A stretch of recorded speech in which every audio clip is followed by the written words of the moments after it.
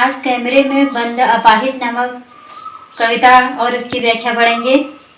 इसकी रचनाकार रघुवीर सहाय हैं। यह कविता मूल रूप से लोग भूल गए नामक संग्रह से ली गई है। पूरी कविता छंद विहीन है, अलंकार विहीन है। काव्य सौंदर्य यानी कविता काव्य की दृष्टि से जो सौंदर्य उसमें बनना चाहिए वो नहीं है, लेकिन पूरी कविता भावपूर्ण है। भावपूर्ण मैं इसलिए कह रही हूँ, मानवीय संवेदनाओं से रचित यह कविता है, जबकि सामान्य कविताओं में शिल्प सौंदर्य बहुत अधिक होता है। यहाँ वर्तमान की समस्याओं पर बल दिया है।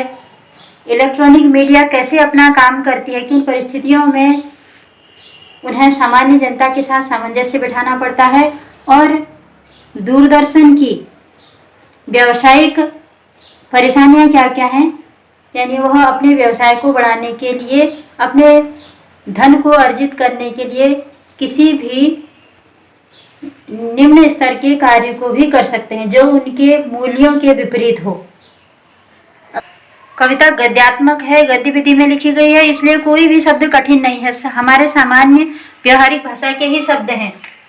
समर्थ माने योग्य, अपाहिज माने दिव्यांग, जिसको विकलांग भी कह देते हैं, वास्ते माने कारण, कस्मसाहट माने बेचैनी, कसर माने कमी। पूरी कविता का मैंने यह संकेत डाल दिया है। संदर्भ रहेगा जो आप लोगों को पहले से पता है। प्रसंग की प्रस्तुत कविता के माध्यम से कवि ने दूरदर्शन की भावनाओं का वर्णन किया है, यानी इलेक्ट्रॉनिक मीडिया के विचारों को व्यक्त किया है। अब व्याख्या है, मैं सीधे पढ़ती भी जाऊंगी कविता को और उसका अर्थ भी बताती जाऊंगी। दूरदर्शन वालों को संबोधित करते हुए कह रहे हैं कि दूरदर्शन वाले कैसा करते हैं किसी के भी साथ व्यवहार, अपने व्यवसाय को बढ़ाने के लिए, अपनी संपत्ति को बढ़ाने के लिए। हम दूरदर्शन पर बोलेंगे, हम समर्थ शक्तिवान, हम एक दुर्बल को लाएंगे एक बंद कमरे में, कह रहे हैं दूरदर्शन के लोग। हम अपने चैनल पर एक दुर्बल व्यक्ति को बुलाएंगे क्योंकि हम तो समर्थवान हैं, शक्तिवान हैं। उसको एक कमरे में बंद करेंगे, यानी जहां उसकी शूटिंग करते हैं उस कमरे में उस दुर्बल व्यक्ति को रखेंगे और उससे अनेक प्रकार के प्रश्न पूछेंगे। उससे पूछेंगे तो आप क्या अपाहिज हैं?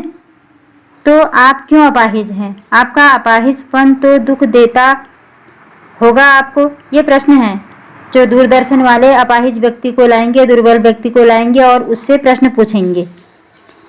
ये क्रमवार प्रश्न दे रखे हैं। इन प्रश्नों का विशेष कोई अर्थ नहीं है।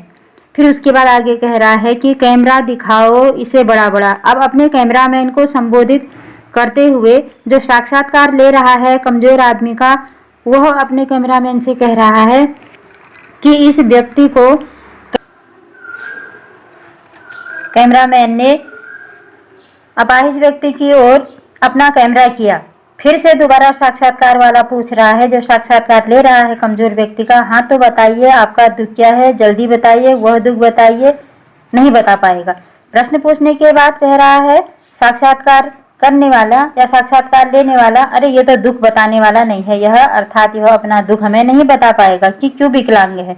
फिर से उस पर दबाव डाल रहा है साक्षात्कारकर्ता, जो दिव्यांग व्यक्ति का, विकलांग व्यक्ति का साक्षात्कार ले रहा है, वह दबाव डालते हुए कह रहा है सोचिए, बताइए आपको अपाहिज होकर कैसा लगता है। कैसा यानी कैसा लगता है। जब वो नहीं बता पाया तो फिर उसके बाद साक्षात्कार लेने वाला व्यक्ति कह रहा है हम खुद इशारे से बताएंगे कि क्या ऐसा। अब वह अपनी बात साक्षात्कार जिसका ले रहा है उस पर थोप रहा है। साक्षात्कार लेने वाला व्यक्ति उस अपाहिज पर थोप रहा है कि हम कहेंगे तुम ऐसे करो, यूं इशारे करो कि तुम्हें इस प्रकार का दुख है। सोचिए, बताइए, थोड़ी कोशिश करिए, यह अवसर खो देंगे। आप जानते हैं कि कार्यक्रम रोचक बनाने के वास्ते हम पूछ कर उसको रुला देंगे। जिस व्यक्ति का साक्षात्कार हो रहा, अपाहिज व्यक्ति का जिसका साक्षात्कार हो रहा, बार बार उसको कह रहा है साक्षात्कार लेने वाला, आप अपनी व्यथा को बताइए ताकि हम अपने इस केंद्र से आपकी समस्या को रिले कर पाए और लोग आपके दुख को जान पाए।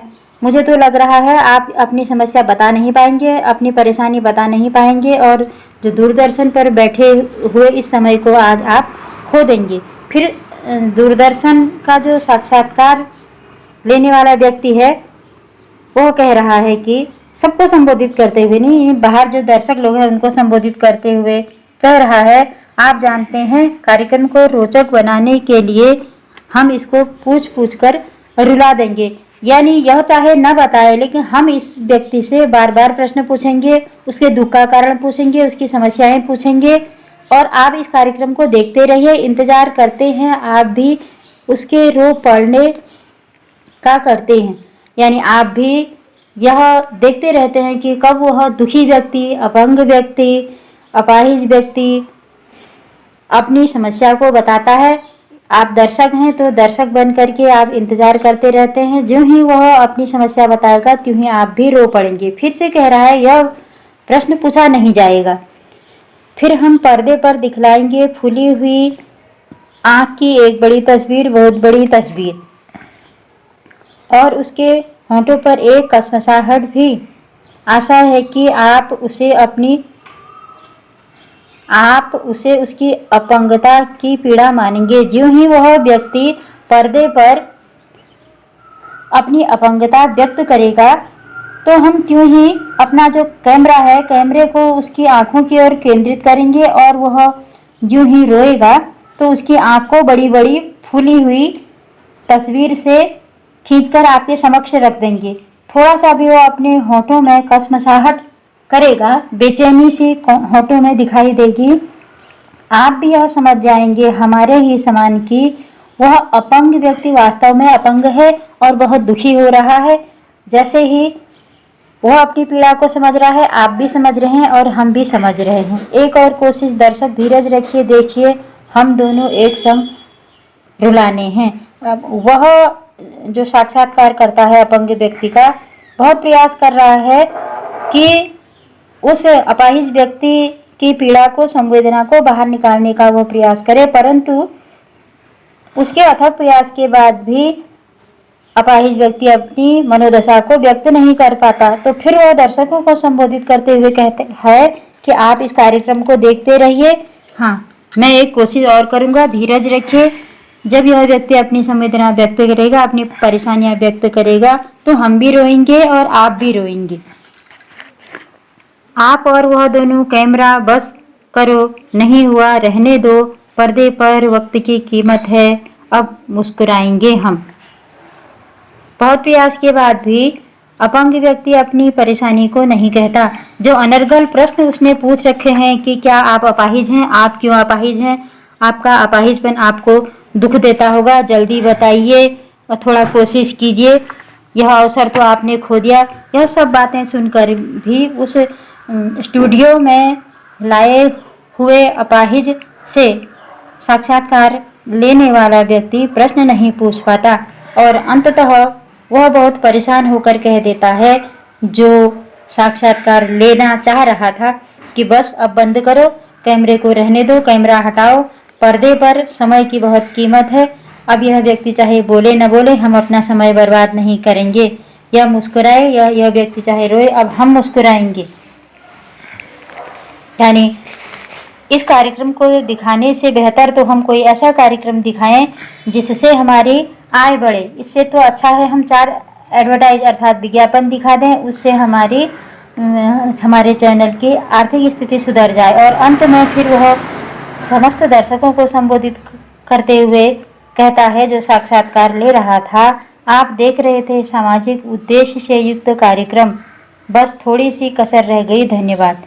तो सब लोगों को संबोधित कर दिया कि यह हमारा जो सामाजिक उद्देश्य का कार्यक्रम था, यह सब आपने देखा, बस अब वह व्यक्ति रोने ही वाला था या अपनी बात बताने ही वाला था, परंतु नहीं बता सका, कोई बात नहीं, धन्यवाद। यानी दूरदर्शन वाले स्वयं को शक्तिशाली और बलवान समझ रहे हैं।